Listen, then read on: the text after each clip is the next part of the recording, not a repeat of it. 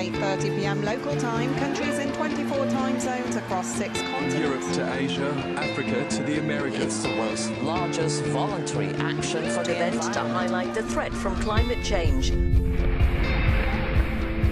In 2015, the world achieved a major climate milestone in Paris, but it is only the beginning. Our actions today will define our tomorrow. Together, let's change climate change.